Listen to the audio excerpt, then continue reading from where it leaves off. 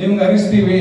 ಎಲ್ಲಿ ಥೈಲ್ಯಾಂಡ್ ನಮಗೆ Mulbagal KGF Thailand ನೀರು ಬರುತ್ತೆ ಅಂತ ಹೇಳಿದ್ರು. ಇಲ್ಲಿಂದ ಸಕಲೇಶ್ಪುರದಿಂದ. ಆವತ್ತು ಕಾಸ್ಟ್ ಎಷ್ಟು? 12,500 ಕೋಟಿ. ಆದ್ರೆ ಇವತ್ತು ಕಾಸ್ಟ್ ಎಷ್ಟು? ಇವತ್ತು ಎತ್ತಿನ ಹೊಳೆ ಯೋಜನೆ ಪ್ರಾಜೆಕ್ಟ್ ಕಾಸ್ಟ್ 30,000 ಕೋಟಿ. 30,000 ಕೋಟಿ ಆಗಿದೆ ಈಗ. ಆದ್ರೆ ನೀರು ಮಾತ್ರ ನಮಗ್ ಬಂದಿಲ್ಲ.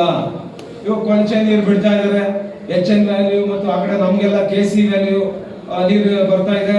ಈಗ ಇತ್ತೀಚೆಗೆ ಪ್ರತಿಭಟನೆಗಳು ಕೂಡ ಆಗ್ತಾ ಇದೆ. 3ನೇ ಹಂತದ ಶುದ್ಧೀಕರಣ ಆಗ್ಬೇಕು ಅಂತ ಹೇಳಿ. 3ನೇ ಹಂತದ ಶುದ್ಧೀಕರಣ ಆಗ್ಬೇಕು. ಆದ್ರೆ ನಮ್ಮ ಜಿಲ್ಲಾ ಉಸ್ತುವಾರಿ ಸಚಿವರು ಹೇಳ್ತಾರೆ 2ನೇ ಹಂತದ ಶುದ್ಧೀಕರಣ ಸಾಕು ಅಂತ. ಆದ್ರೆ ಇವತ್ತು ನಾವು 2ನೇ ಶುದ್ಧೀಕರಣ ಹಂತದನ್ನ ಇವತ್ತು ನೀರು ನಾವೇನ್ ಬಳಸ್ತಾ ಇದೀವಿ, ಇವತ್ತು ನಾವು ಬೆಳೀತಕ್ಕಂತ ತರಕಾರಿಗಳ ಮೇಲೆ ಇದರ ಕ್ವಾಲಿಟಿ ಬರ್ತಾ ಇಲ್ಲ ಮತ್ತು ಅದ್ರ ರೋಗಗಳು ಬರ್ತಾ ಇದೆ. ಅದು ತಿಂದವ್ರಿಗೆ ಆರೋಗ್ಯ ಕೆಡ್ತಾ ಇದೆ. ಇವೆಲ್ಲ ಕೂಡ ಸಮಸ್ಯೆ ಆಗ್ತಾ ಇದೆ. ಮತ್ತು ಆ ನೀರಲ್ಲಿ ಯಾವ್ಯಾವ ಕೆರೆಗಳು ತುಂಬಿಸ್ತಾ ಇದ್ದಾರೆ, ಆ ಭಾಗದಲ್ಲಿ ಇರ್ತಕ್ಕಂಥ ಹಳ್ಳಿಗಳಲ್ಲಿ ಕುಡಿಯುವ ನೀರು ಬೋರ್ವೆಲ್ಗಳಿದ್ದಾವೆ. ಆ ಬೋರ್ವೆಲ್ಗಳಲ್ಲಿ ಕೂಡ ರೀಚಾರ್ಜ್ ಆಗಿ ಆ ಬೋರ್ವೆಲ್ಗಳಲ್ಲಿ ಸ್ಮೆಲ್ ಬರುತ್ತೆ. ಆ ಸ್ಮೆಲ್ ಬರ್ತಕ್ಕಂಥ ನೀರನ್ನ ಇವತ್ತು ಹಳ್ಳಿಗಳಲ್ಲಿ ನಾವು ಕುಡಿಬೇಕಾಗಿದೆ. ಅದಕ್ಕಾಗಿ ಇವತ್ತು ಎಲ್ಲರೂ ಒತ್ತಾಯ ಮಾಡ್ತಾ ಇರೋದು 3ನೇ ಹಂತದ ಶುದ್ಧೀಕರಣ ಮಾಡಬೇಕು ಅಂತ ಹೇಳಿ.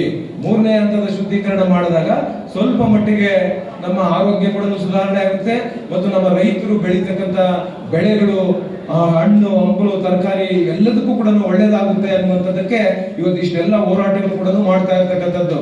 ಹಾಗಾಗಿ ಇವತ್ತು ಅದನ್ನ ಹೇಳಿದ್ರೆ ಇಲ್ಲ 2ನೇ ಹಂತದ ಶುದ್ಧೀಕರಣ ಸಾಕು. ಒಬ್ಬ ಮಂತ್ರಿಗಳು ಈ ರೀತಿ ಹೇಳಿದ್ರೆ ಇವೆಲ್ಲ ಕೂಡ ಯೋಚನೆ ಮಾಡಬೇಕಾಗಿದೆ. ಇವತ್ತು ಕುಮಾರಸ್ವಾಮಿ ಅವರು ಒಳ್ಳೆ ಹುದ್ದೆಯಲ್ಲಿದ್ದಾರೆ. ಆದ್ರೆ ಇವತ್ತು ಆಂಧ್ರ ಮುಖ್ಯಮಂತ್ರಿಗಳು ಆಂಧ್ರ ಪ್ರದೇಶದಲ್ಲಿ ಒಂದು ಫ್ಯಾಕ್ಟರಿ ಏನು ಮಾರಾಟಕ್ಕೆ ಇಟ್ಟಿದ್ರು, ಮಾರಾಟಕ್ಕೆ ಆಗಬಾರ್ದು ಅಂತ ಹೇಳಿದ್ರು, ಅದು ಉಳಿಸಬೇಕು ಅಂತ ಹೇಳಿ ಇವತ್ತು ಸುಮಾರು 11,000 ಕೋಟಿ ಖರ್ಚು ಮಾಡಿ ಅದನ್ನು ಪುನಶ್ಚೇತನ ಮಾಡ್ತಾ ಇದ್ದಾರೆ. ಸಾವಿರಾರು ಜನಕ್ಕೆ ಇವತ್ತು ಕೆಲಸಗಳು ಸಿಗ್ತಾ ಇದೆ.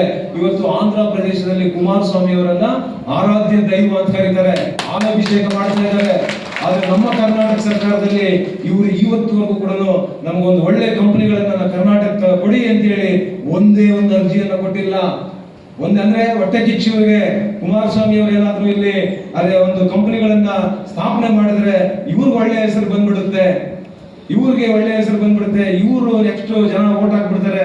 ಜನ ಯಾರಾದ್ರೂ ಓಟ್ ಹಾಕ್ಲಿ ಏನಾದ್ರೂ ಆಗ್ಲಿ, ಆದ್ರೆ ಕುಮಾರಸ್ವಾಮಿ ಅವರದ್ದು ಇರ್ತಕ್ಕಂತ ಒಂದು ಪೊಸಿಷನ್ ಏನಿದೆ, ಇವತ್ತು ನೀವು ಕರ್ನಾಟಕ ಸರ್ಕಾರದಿಂದ ಅರ್ಜಿಯನ್ನ ಕೊಟ್ಟು ನಾವು ಇಂಥ ಕಡೆ ಇಷ್ಟು ಜಮೀನು